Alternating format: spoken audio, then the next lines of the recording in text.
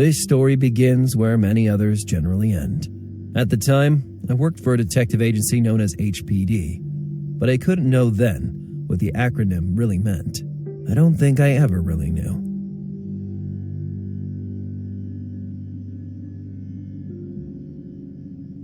For a few months, I'd been on the trail of the man the press not very originally renamed Blowtorch. A clue led me to the extreme outskirts of Miami, in a little out-of-the-way suburb that smelled like rotten fish.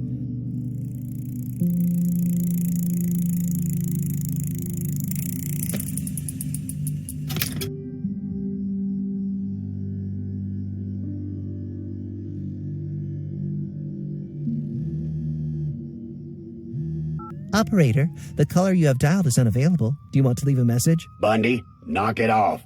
Judging from the traffic noise, I'd say you disobeyed my orders. Hey, I just went out for a ride on my bike. What's the harm? At 10 in the evening, I told you to stay home. The case is ours. We're already racing to the scene of the tip-off. I'm on my 4th, Bundy, and I will never understand why that killer keeps leaving clues just for you. Do you need to ask? His nemesis. His worst nightmare. More like he enjoys leaving you every time grasping a handful of air. Oh, yeah. Remind me again, old man. Who stopped the Puerto Rican... All old news, Bundy. You haven't caught a break for a long time, and for months you've been... I'm in Miami, dude. Working here is a holiday. I'm serious, Lars. Give it up. Listen, boss.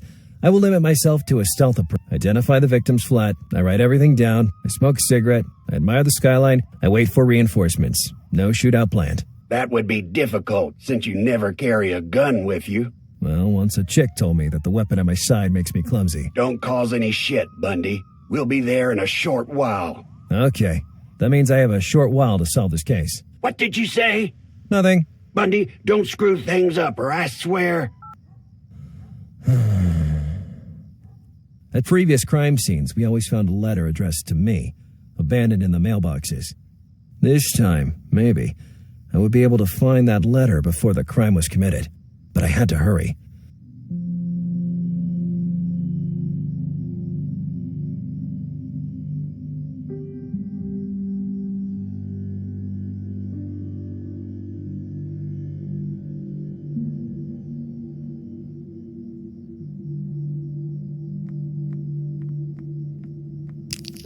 Here's what the taxpayers' money was being used for.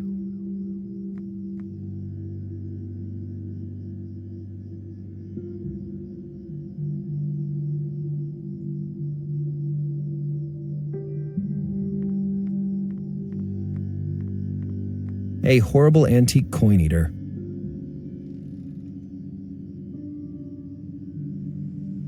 Maybe there was still something useful in Green Dart's flask. Normally I would have filled it with scotch, but I didn't want to find myself in Orlando investigating a red whale again. Like last time. Hey, there really was some scotch after all. Scotch tape, I mean.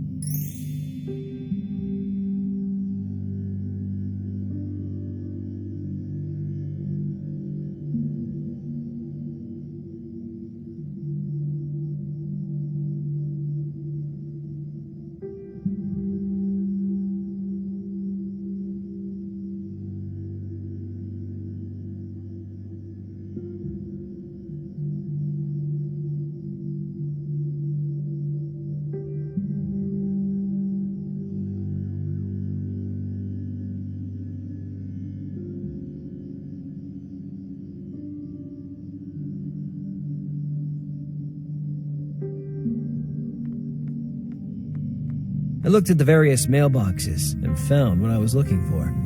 An abandoned envelope with no writing or stamps. The only problem remaining was how to open the mailbox. Maybe using something thin for leverage.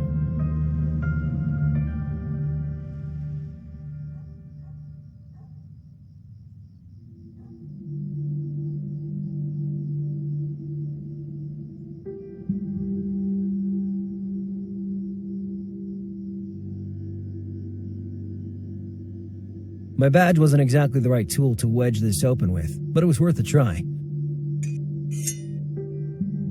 The only thing I accomplished was jamming the badge into the narrow crack above the mailbox.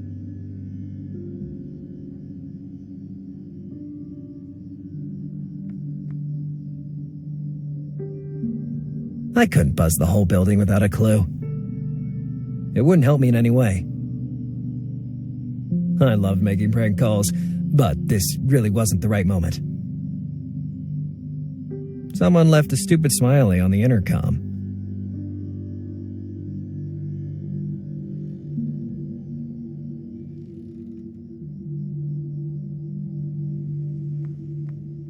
The only way in seemed to be the emergency ladder. I didn't need to make the ladder come down.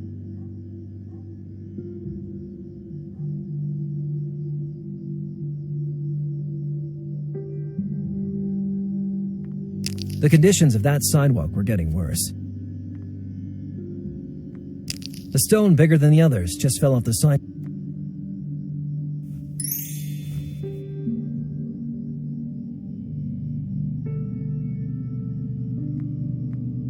The badge was so jammed that it didn't move an inch. The way it was stuck, the badge would act as a chisel.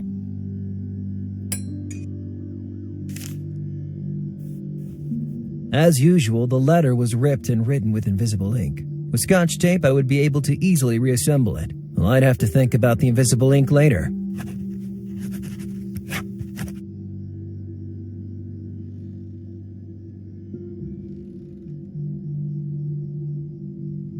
I would have stuck the Scotch tape in the back of the letter, so as to obtain the best readability. I always hated puzzles.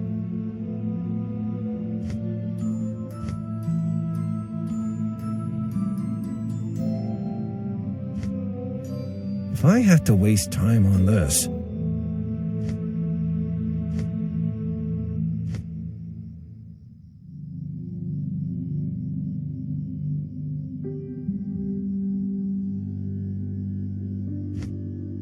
I hate this stuff.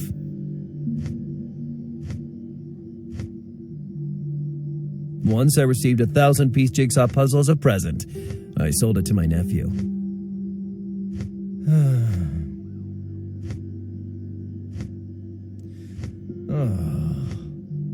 It wasn't as difficult as I feared. At that point, I just had to find a way to read the message hidden in the letter. Well, I remembered that to reveal invisible ink, you just have to warm it. Where could I find a source of heat that late at night?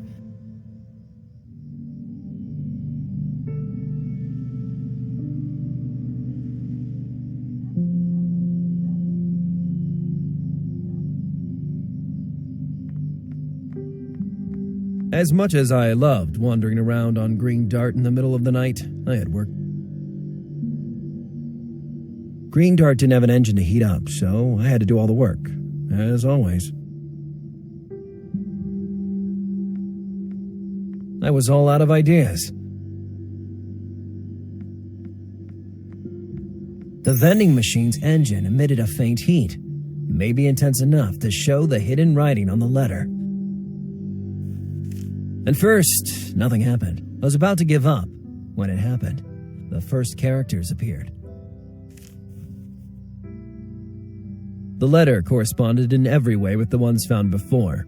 Supportive tone, an apparent desire to support the police force, then laced with a sudden temper tantrum hinting at a killing frenzy. I had to dig into this, looking for clues. That face.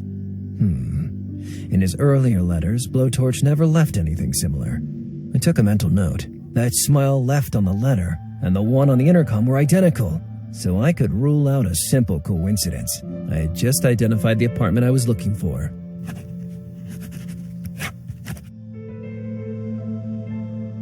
The letters were always kindly addressed to me. Blowtorch's tone ranged from disappointment to encouragement, with a barely concealed desire for recognition. The forensic guys had no doubt about the gender of the killer just after the first murder. The reason for their certainty wasn't the accuracy of the burns, so much as the various bruises found on the bodies, which displayed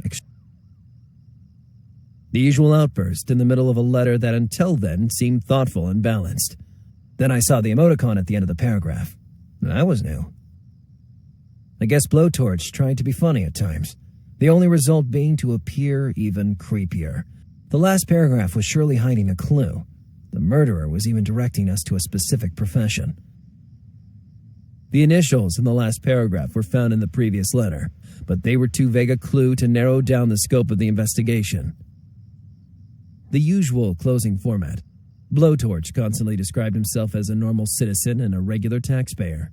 I don't know why, but that format made me mad.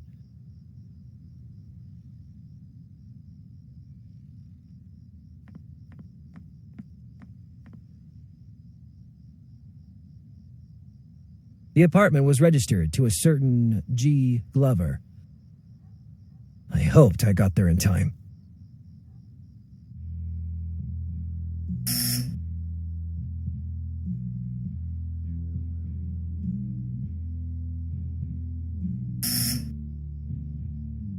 Yes? Who is it? I'm Detective Bundy from HPD. If you don't mind, I need to ask you some questions. He didn't answer immediately. Moments of total silence passed, during which I thought he had hung up.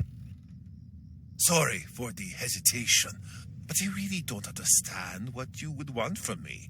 I'm just a normal citizen who... Yes, of course, but I really need, and I mean really need, to talk to you. With a certain urgency, too. Can you open the front door? I hate to be a killjoy, but you have a warrant. I don't want to get into trouble with my landlord. You know what? I guess I forgot it in my other hand. Anyway, I already told you that... Listen, the landlord is a real pain in the ass, and I don't want any trouble. If it's such a big deal, you won't have any problem coming back with a warrant. Good night. In my entire career, I had never been mistreated like that by someone I had to protect. Despite the fact that the guy was an idiot, I couldn't let him be killed in cold blood. Besides the front door, the only visible way in seemed to be the fire escape above.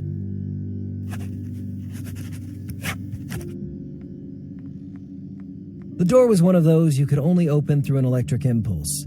I wouldn't be able to force it open, even if it was a normal model. That ladder would have been the perfect way in, but it was too far. Maybe in that alley, I would find alternative access to the building.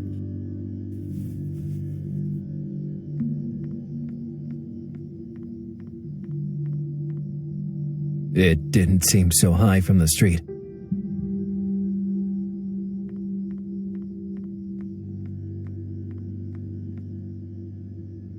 Jumping from that roof would be very Hollywood style, but I would have broken my neck. Jumping from that roof, even from the roof, I couldn't get to the fire escape.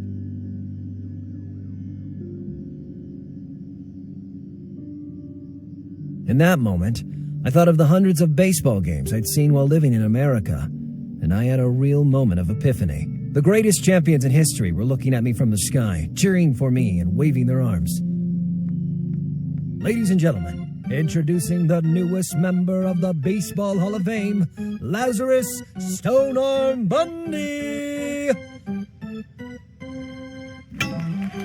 Give it up for the only, the incomparable, Lazarus Bundy!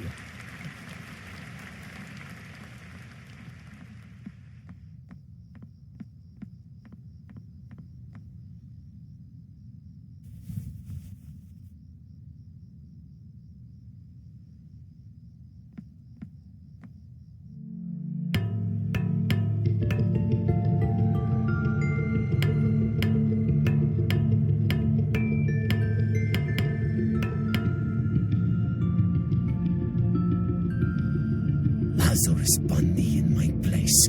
Who'd have thought it? Here's my man.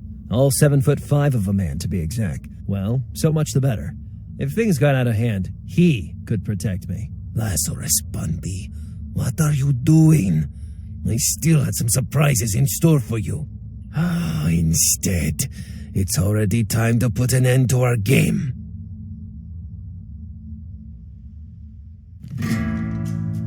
Just then, I knew I misunderstood the whole situation.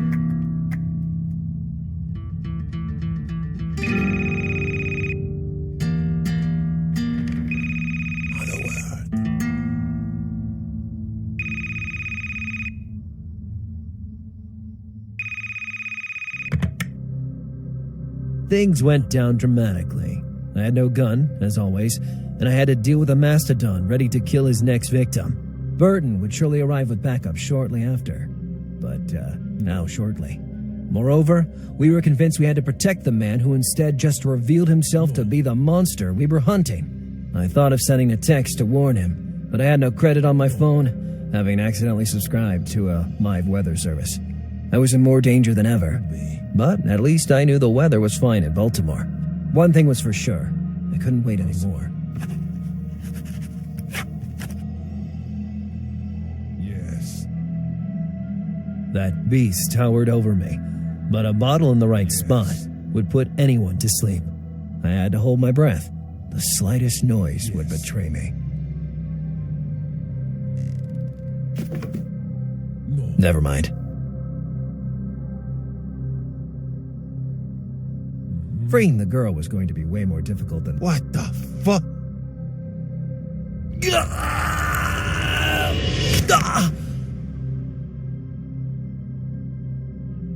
be.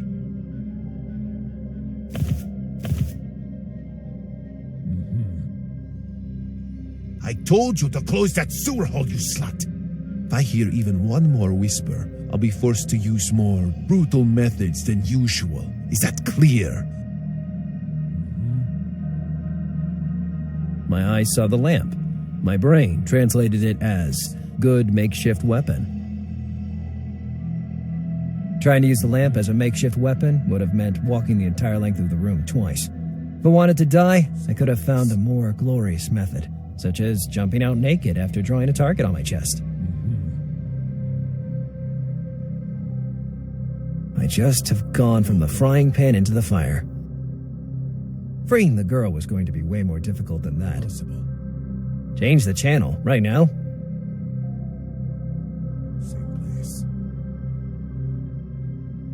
For a moment, and a moment only, I thought about how things might have gone if I didn't feel an unspeakable hatred of firearms. No.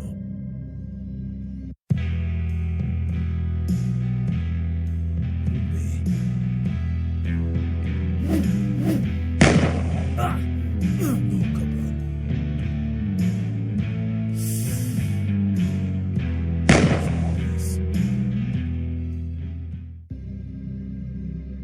That would have been a fitting ending for sure. Sometimes my mind floated and envisioned the most absurd situations.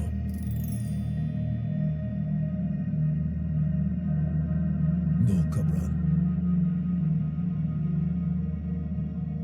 I thought maybe I could use the mobile phone to lure Blowtorch into the storage room. But how? He already had his own, and I was short on credit. I thought it was better to look for another solution. The beast was busy in a one-side. All he did was grumble. Yes. I had a...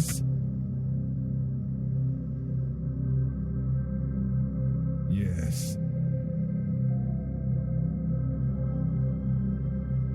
Impossible. I was desperate and in dire straits. I could do nothing but go for broke. No. Look what you made me do, slut. First, I need to recover that damn phone that I still don't know how you managed to keep from me. Then, we'll settle up.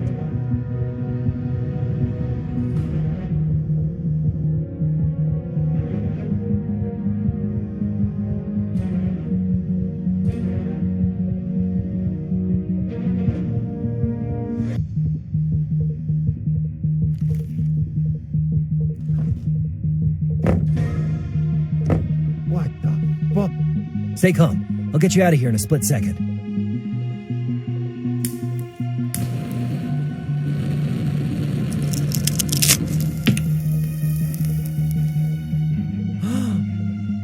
Hurry! Run! I'll hold him.